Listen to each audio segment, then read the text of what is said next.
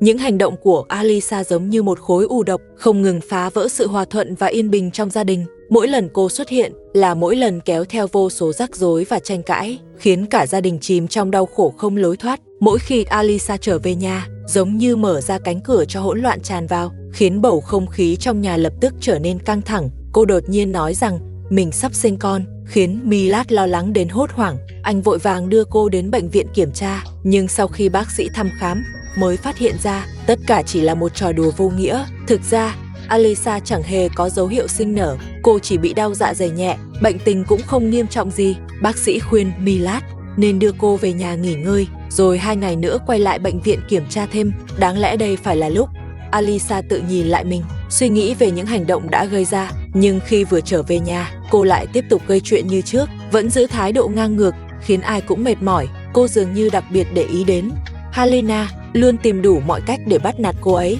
Halina là người con dâu trong nhà, vẫn luôn âm thầm gánh vác mọi việc lớn nhỏ trong gia đình. Cô ngày nào cũng bận rộn trong bếp, chuẩn bị từng bữa ăn ngon cho mọi người. Thế nhưng Alisa lại chẳng hề quan tâm đến sự vất vả đó. Cô luôn dùng lời cay nghiệt để xúc phạm Halina, thậm chí còn ra tay đánh người. Halina không muốn đôi co với Alisa nên chỉ chọn cách im lặng và nhẫn nhịn. Cô nghĩ rằng sự nhường nhịn của mình sẽ khiến Alisa thay đổi phần nào, nhưng cô đã đánh giá thấp sự ngang ngược của Alisa. Cô ta không những không thay đổi mà còn trở nên quá quát hơn. Thậm chí ngay cả khi Milad đang ở đó, cô ta vẫn ngang nhiên ra tay với Halina.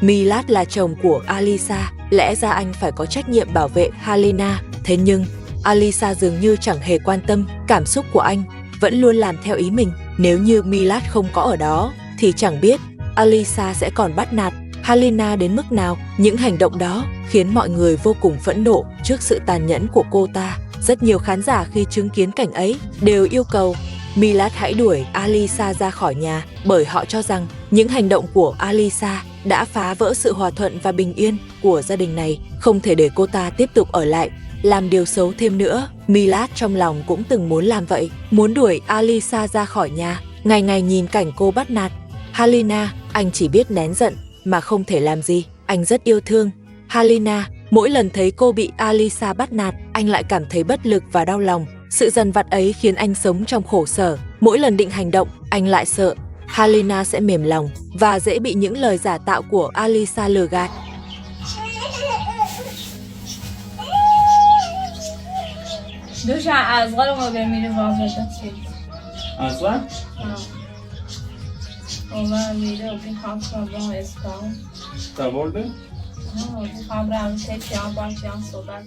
Còn Halina, người phụ nữ hiền lành ấy, vì biết Alisa cũng đang mang thai và sắp đến ngày sinh nở, nên trong lòng cô không khỏi động lòng trắc ẩn. Cô nghĩ có lẽ vì áp lực trong lòng quá lớn nên Alisa mới trở nên như vậy. Vì thế cô luôn khuyên Milad đừng đuổi Alisa ra khỏi nhà. Cô tin rằng chỉ cần dùng lòng bao dung và sự thấu hiểu để cảm hóa thì Alisa sẽ nhận ra lỗi lầm của mình và quay trở lại là một người phụ nữ đúng mực trong gia đình. Thế nhưng Alisa chẳng hề biết trân trọng điều đó. Trái lại, cô ta còn càng ngày càng quá đáng hơn.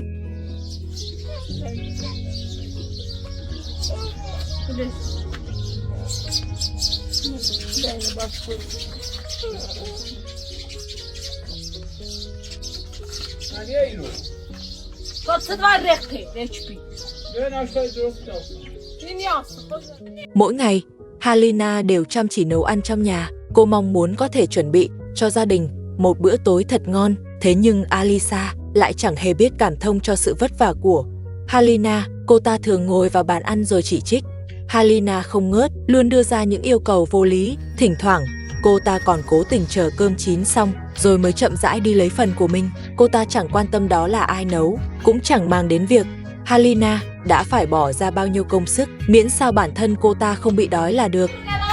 كصافة خلي نوفيك العشقة نورفي كصافة نورفي يا يشبع يعني قيامة جامدة زي ما يصير بس لا أصيب بس بقول سابوا إبرة عني يا هاي Những hành vi của Alisa không chỉ khiến Halina cảm thấy tủi thân và giận dữ, mà còn khiến cả gia đình rơi vào bế tắc. Milad vì muốn giữ gìn sự hòa thuận, luôn cố gắng tìm cách để giải quyết mọi mâu thuẫn. Anh hiểu rõ rằng nếu không xử lý tốt chuyện của Alisa, thì cả gia đình này sẽ rơi vào vực sâu hơn nữa. Halina cũng đang day dứt với chính lựa chọn của mình. Cô không biết có nên tiếp tục bao dung Alisa hay nên ủng hộ. Quyết định của Milad là để Alisa rời khỏi căn nhà này. Trong lòng cô luôn giằng co giữa yêu thương và lý trí. Cô vừa muốn giữ hòa khí gia đình, nhưng lại không muốn bản thân và Milad tiếp tục sống trong khổ đau và bất lực. Gia đình giống như một con thuyền lanh đanh giữa biển lớn, cần mọi người cùng nhau chèo lái mới có thể bình an tiến lên. Thế nhưng trong ngôi nhà này, hành động của Alisa lại chẳng khác gì một cơn bão, không ngừng làm rung chuyển con thuyền ấy. Milad và Halina dưới sự tàn nhẫn của Alisa cảm thấy mình dần kiệt sức và bất lực. Họ chẳng biết phải làm sao để khiến Alisa nhận ra lỗi lầm, cũng không biết phải làm thế nào để đưa gia đình này trở lại những ngày tháng yên bình.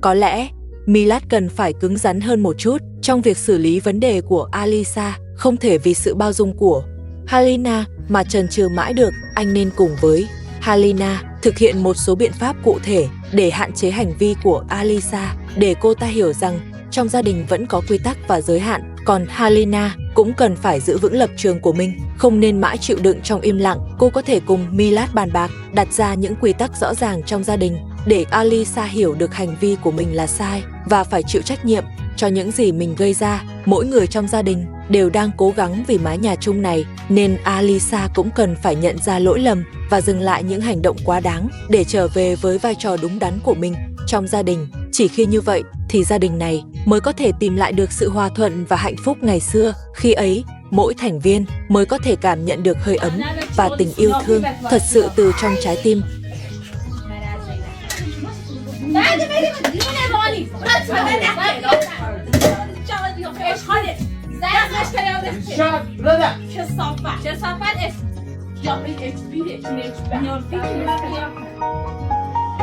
مرة وانا بس التنشن